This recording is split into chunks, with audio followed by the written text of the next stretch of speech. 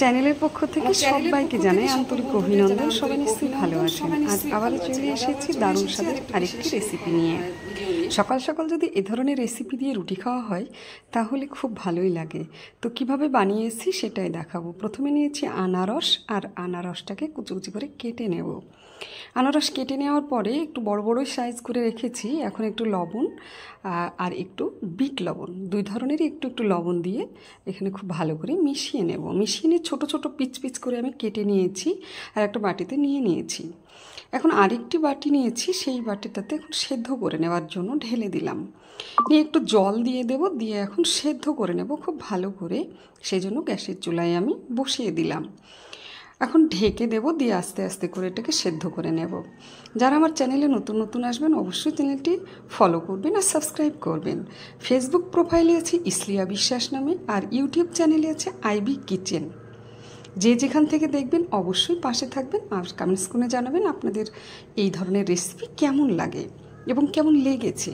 বাড়িতে অবশ্যই ট্রাই করে দেখতে পারেন। তো এখন খুব ভালো করে আমি এটা সেদ্ধ করে নিয়েছি আর এখন নামিয়ে নেব। এরপরে দিয়ে দেব গ্যাসে কড়া, আর কড়াতে দিয়ে দেব জল, আর সেই জলে দিয়ে দেব চিনি, মানে একটু সেরা তৈরি করে নেব। অবশ্যই একটি লাইক করবেন, লাইক করলে ভালো লাগে। তো এখন চিনির সেরাটা খুব ভালোভাবে আমি তৈরি করে নেব। চিনিটা যতক্ষণ না মেল্ট না হবে ততক্ষণ খুব ভালো করে এটা ফুটিয়ে নিতে হবে। এরপরে দিয়ে দিতে হবে একটা তেজপাতা, তেজপাতা দিয়ে খুব ভালো করে আবারও একটু ফুটিয়ে নেব। এরপরে সেদ্ধ করে রাখা আনারসটা পুরোটাই আমি এর মধ্যে দিয়ে দেব।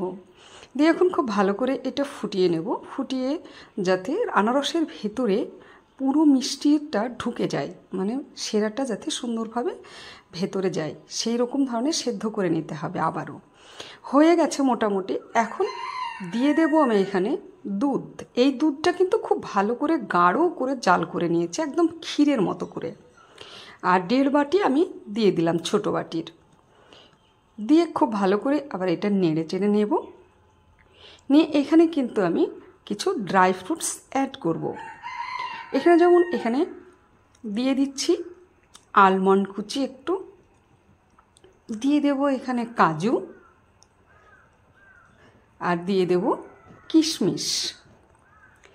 একটু নেড়ে চেড়ে নিয়ে চেরি দিয়ে দেবো একটুখানি কেটে রেখেছি। এটা অপশনাল, আপনার চাইলে দিতেও পারেন না দিতেও পারেন, তবে দেখতে ভালো লাগার জন্য আমি একটু দিলাম।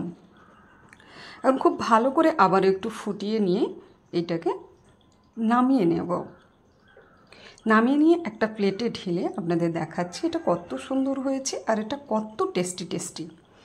দেখুন কত সুন্দর হয়েছে আনারসের চাটনিটা, আর এটা খেতেও কিন্তু খুব সুন্দর আর একটু রসালো আছে। যেহেতু দুধ দেওয়া আছে, মানে দুধের ক্ষীর, সেই জন্য এটা কিন্তু খুব সুন্দর রসালো হয়েছে। তো এটা বাড়িতে একবার হলেও ট্রাই করে দেখতে পারেন। এই আনারসের চাটনিটা কিন্তু খেতে খুব সুন্দরই হয়। আর রুটি বা যে কোনো জিনিসের সঙ্গেই খাওয়া যায়। এখন রুটিতে আমি নিয়ে নিয়েছি সকালের নাস্তা হিসাবে। টাটা।